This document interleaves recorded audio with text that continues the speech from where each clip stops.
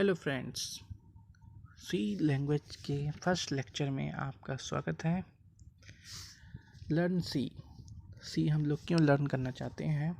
सी जो है general purpose programming language है, डेवलप हुई थी 1972 में। सी जो लैंग्वेज है वेरी पावरफुल लैंग्वेज है।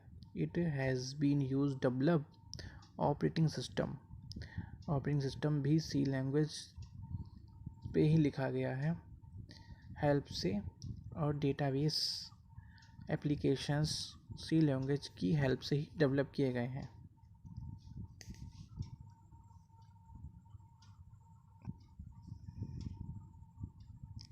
What is C? C general purpose programming language create by Dennis Ritchie at the Bell Laboratories in 1972। C language develop की गई थी डेनिस रिची द्वारा। कहाँ की गई थी? बेल लैबोरेटरीज में 1972 में।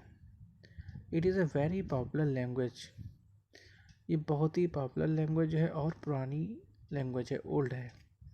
सी strongly associated with Unix as it was developed to write the Unix operating system. पुरानी होने के बावजूद ये बहुत लोकप्रिय भाषा है। सी यूनिक्स के साथ जुड़ा हुआ है क्योंकि इसे यूनिक्स ऑपरेटिंग सिस्टम लिखने के लिए विकसित किया गया था। सी लैंग्वेज को क्यों विकसित किया गया था? सी लैंग्वेज को इसलिए विकसित किया गया था क्योंकि जो डेनिस रिची साहब थे, उन्होंने सी लैंग्वेज को बेल लैबोरेटरीज में इसलिए डेवलप किया क्योंकि उनको यूनिक्स ऑपरेटिंग सिस्टम डेवलप करना था। यूनिक्स ऑपरेटिंग सिस्टम डेवलप करने के लिए उन्होंने क्या किया? सी लैंग्वेज को डेवलप किया। तभी सी लैंग्वेज का आविष्कार हुआ। सी लैंग्वेज वाई लर्न, क्यों सीखें हम सी? ऐसा होता है मैक्सिमम बहुत से अच्छे ऐसे स्टूडेंट होते हैं सी लैंग्वेज नहीं सीखते हैं और सीधे डायरेक्ट जावा पे पहुंच जाते हैं, और जावा के बाद पाइथन और PHP, .NET वगैरह वगैरह लैंग्वेज। लेकिन सी लैंग्वेज एक सीढ़ी है। सी लैंग्वेज के जो सिंटैक्स हैं वो सभी लैंग्वेज में ही आपके काम आते हैं। जब तक आपको सी लैंग्वेज नहीं आएगी तब तक आप कोई लैंग्वेज सीख नहीं सकते। It is one of the most popular programming language in the world. पूरे संसार में ये बहुत ही लोकप्रिय प्रोग्रामिंग लैंग्वेज है। ऑल वर्ल्ड, पूरे संसार में। If you now C you will have no problem learning other programming language कौन कौन सी अदर लैंग्वेज हैं?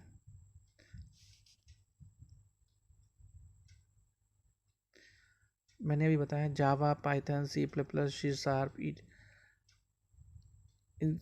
जावा, पाइथन, सी प्लस प्लस और सी शार्प में सिंटैक्स जो सी का है वो सिमिलर है।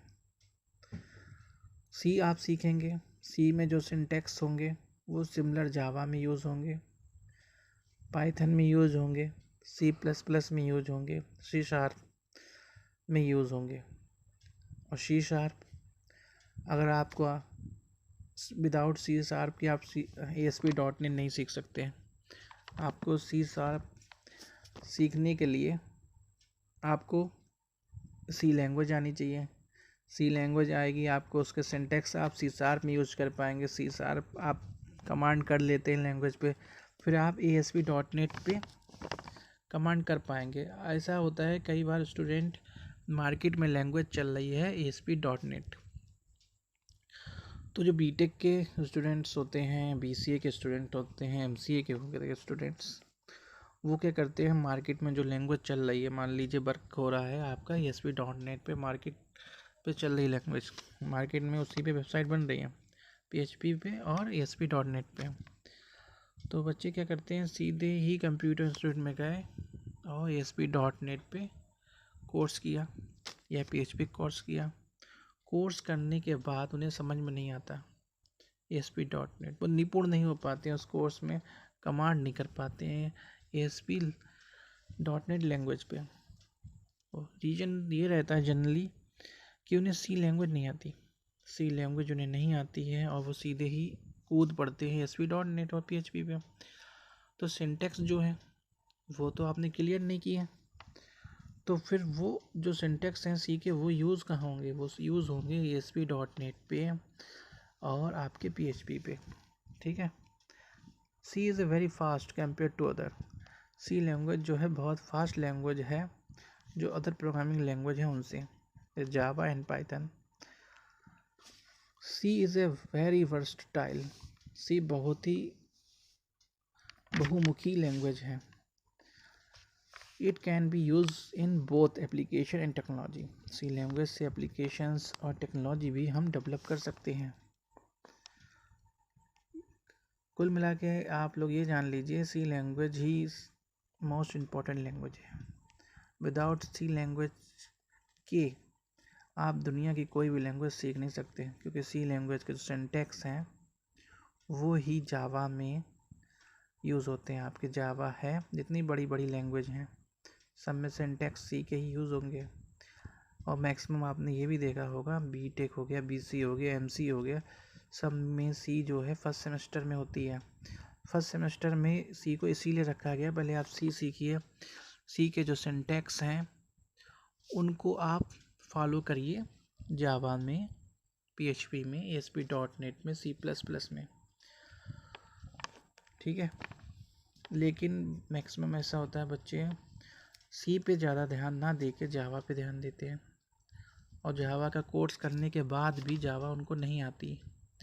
रीज़न यही रह जाता है कि आपकी basic knowledge, basic previous knowledge clear नहीं है सी लैंग्वेज की। सी लैंग्वेज अच्छे से नहीं पढ़ी है तो आपको सी कहाँ से आएगी। अक्सर होता ये है जैसे कि हम मान लीजिए कहीं भी किसी कंप्यूटर इंस्टीट्यूट में गए सी लैंग्वेज का कोर्स करने, तो जो टीचर्स होते हैं सीधे प्रोग्रामिंग पे उतर आते हैं। अरे प्रोग्रामिंग पे जब उतरिए जब आप किसी थ्योरी बताइए, मेन चीज़ जब तक आप समझाएंगे नहीं कि थ्योरी क्या चीज़ है, उसके बारे में बताएंगे नहीं, तो बच्चा कैसे जानेंगे। डायरेक्ट प्रोग्रामिंग पे आप उतरेंगे तो कभी भी सी लैंग्वेज नहीं सीख पाएंगे। थ्योरी नॉलेज होना बहुत ज़रूरी है। थ्योरी नॉलेज होगी आप अपने ब्रेन में फीड कर सकते हैं थ्योरी, उसके बाद आप सी लैंग्वेज आराम से प्रोग्राम बनेंगे, आराम से, कोई प्रॉब्लम नहीं होगी। हवा का खेल है सी लैंग्वेज, अगर सही से आप पढ़ लें।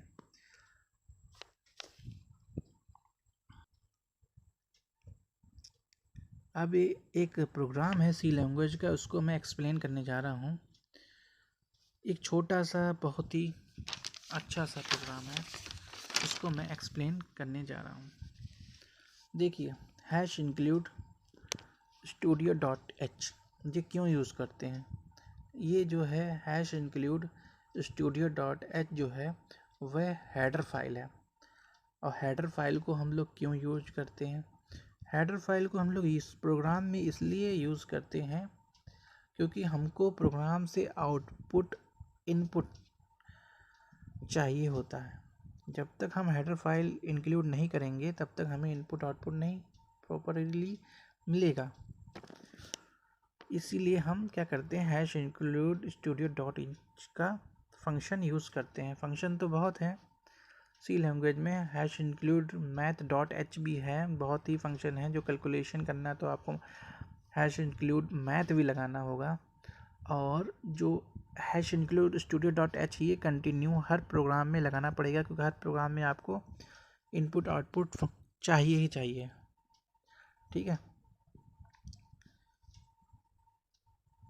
अब आते हैं हम लोग इनपुट मेन तो आपने बहुत ही लिखा होगा, राइट किया होगा, तो मैं बता देता हूँ। लेकिन उससे पहले मैं बताता हूँ कि #include.h के बाद बीच में स्पेस देना बहुत ज़रूरी है। बिल्कुल सटा के नहीं लिखेंगे आप लोग, एक लाइन का स्पेस देंगे। एक लाइन के स्पेस देने के बाद इंटीजर मेन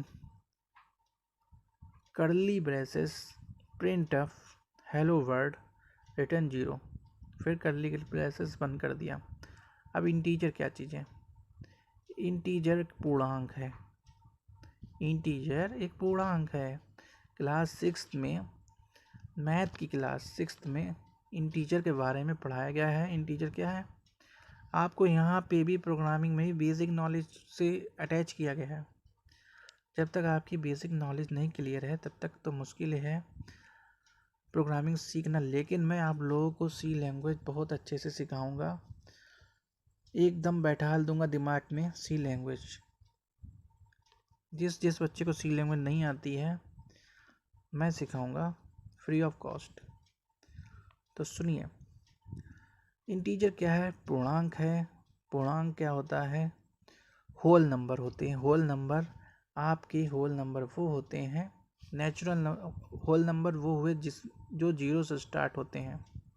0, 1, 2, 3, 4, 5, 6 होल नंबर हुए। नेचुरल नंबर आपके वो 1, 2, 3, 1 से लेकर 9 तक, ये नेचुरल नंबर हो गए।